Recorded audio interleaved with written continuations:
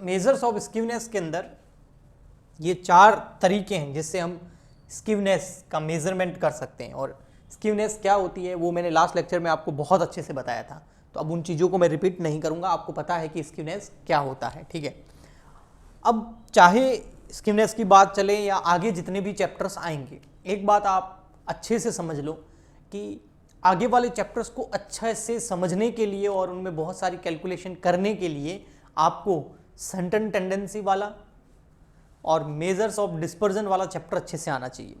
अब आपके लगभग हर चैप्टर के अंदर मीन, मोड, मीडियन काम आएगा, स्टैंडर्ड डेविएशन काम आएगा, तो वो जो बेसिक चीज़ें हैं वो अब हर चैप्टर में आएगी। तो इन सब का mean, mode, median, standard deviation, इन सब के फॉर्मूलाज वगैरह आपको हमेशा अच्छे से याद होने चाहिए, क्योंकि इसकी बेसिस पे ही अब आगे बहुत सारे चैप्टर्स चलेंगे। ठीक है, तो स्कीवनेस का मेजर करने के लिए 4 मेथड है। आज हम ले रहे हैं फर्स्ट वाला मेथड, कार्ल पियर्सन मेजर, ये वाला ले रहे हैं। ठीक है, और इससे हम समझेंगे कि भैया देखो स्कीवनेस का मेजर कैसे करते हैं।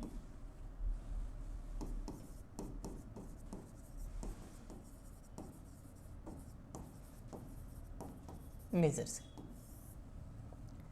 ठीक, कैसे?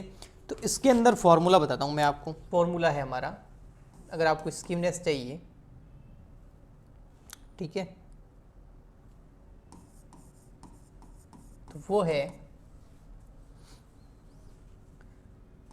एक्स बार माइनस जेड। अब एक्स बार क्या है? मीन, जेड क्या है? मोड। तो आप स्कीवनेस निकालना चाहते हैं तो अर्थमेटिक मीन से मोड को क्या कर दें? माइनस कर दें।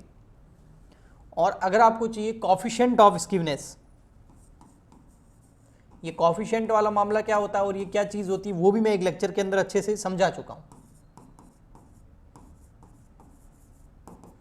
तो इसका फॉर्मूला है एक्स बार यानी कि arithmetic mean minus Z divide by standard deviation. इसका मतलब अगर क्वेश्चन में आपको स्कीवनेस पूछ ले या कॉफिशिएंट ऑफ स्कीवनेस पूछ ले, तो इसका मतलब आपको अर्थमेटिक मीन निकालना आना चाहिए, आपको मोड निकालना आना चाहिए, आपको स्टैंडर्ड डेविएशन निकालना आना चाहिए। और वो हम इस चैप्टर में थोड़ी समझेंगे, वो हम ऑलरेडी पहले ही अच्छे से समझ चुके हैं, उनके फॉर्मूलाज हमको याद होने चाहिए।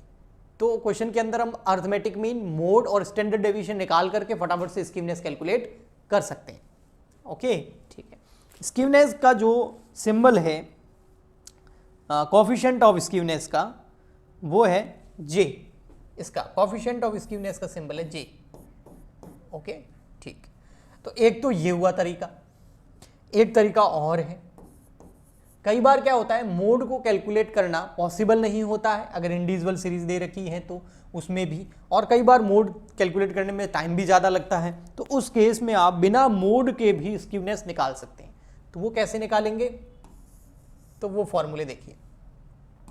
तो उसमें स्कीवनेस इक्वल टू हो जाएगा आपका 3 अर्थमेटिक मीन माइनस मीडियन। जी हाँ, क्या हो जाएगा?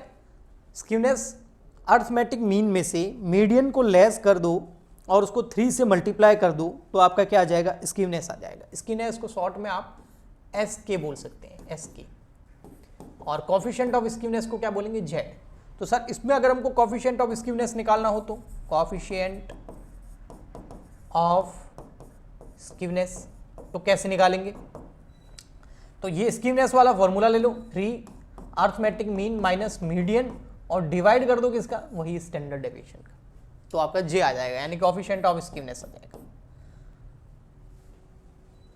तो बेहतर होगा कि जहां तक कोशिश करो ये वाला फॉर्मूला लगाओ, क्योंकि मीडियन और अर्थमेटिक मीन हम फटाफट से कैलकुलेट कर देते हैं, इसमें प्रॉब्लम नहीं आती। मोड में कई बार प्रॉब्लम आती है, कई बार मोड निकल भी नहीं पाता है, वो सीरीज के ऊपर डिपेंड करता है। और इन सब के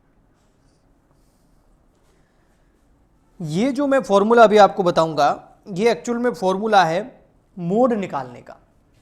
किसका फॉर्मूला है? मोड। कई बार क्वेश्चन में मोड निकालना मुश्किल होता है, तो आप इसको और में तो नहीं डाल सकते, लेकिन अल्टरनेटिव फॉर्मूला है मोड निकालने का।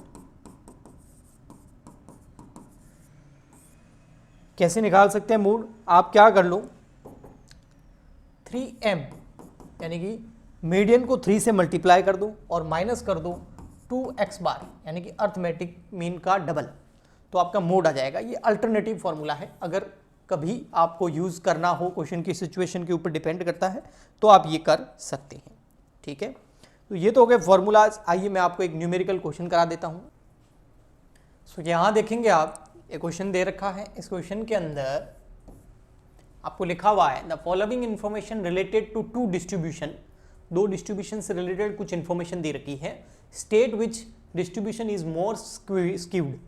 देखो स्क्यूड कौन सा ज़्यादा है, आपको स्क्यूनेस कैलकुलेट करनी है। मतलब दो क्वेश्चन हो गए आपकी तरह। क्वेश्चन में क्या क्या दे रखा है आपको? मीन, अर्थमेटिक मीन दे रखा है, मीडियन दे रखा है बेटा, स्टैंडर्ड डेविएशन दे रखा है। तो सिर्फ फॉर्मूला पुटअप करना है, आपको ये कैलकुलेट भी नहीं करना है। हाँ बिल्कुल लगा सकते हैं खुशबू, ओके ठीक है। तो क्वेश्चन के अंदर आपको अर्थमेटिक मीन, मीडियन और स्टैंडर्ड डेविएशन दे रखा है और आपको स्क्यूनेस कैलकुलेट करनी है। तो ये तो बहुत आसान हो गया। तो स्क्यूनेस का एस के मैं शॉर्ट में लिख रहा हूं। कौन सा फॉर्मूला लगाएंगे हम लगा देंगे भैया 3x बार माइनस m। तो देखो भैया 3 का 3, ये फर्स्ट डिस्ट्रीब्यूशन का निकाल रहा हूं मैं, ठीक है। तो मीन है 100, सॉरी अर्थमेटिक मीन है 100 और मीडियन दे रखा हमको 95। अब इसको सॉल्व करेंगे तो आ गया 5 और 5 को 3 से मल्टीप्लाई करेंगे तो कितना आ गया? ये हो गया 15। लेकिन हमको बोला है कौन सा ज़्यादा स्क्यूड है, तो हम इसके लिए निकालेंगे कोफिशिएंट ऑफ स्क्यूनेस यानी कि Z.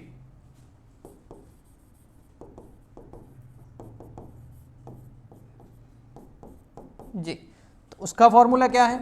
3x minus m upon standard deviation. तो इसको सॉल्व करेंगे, भले लिख दो यहाँ पर 300 minus 95 divide by standard deviation कितना दे रखा है? 10।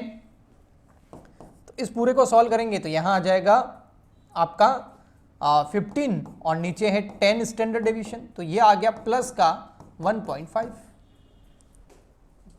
तो स्क्यूनेस कितनी है? कोफिशिएंट ऑफ स्क्यूनेस कितना है? 1.5 प्लस का 1.5। ऐसे कैसे आप सेकंड वाले का निकाल सकते हैं? सेम फॉर्मूला है, आप ये खुद कर लेना, ये आपके लिए होमवर्क। ठीक है, तीनों चीजें तो दे रखी है, ओनली फॉर्मूला पुटअप करना है आपको। ठीक है ना, आया ना समझ में?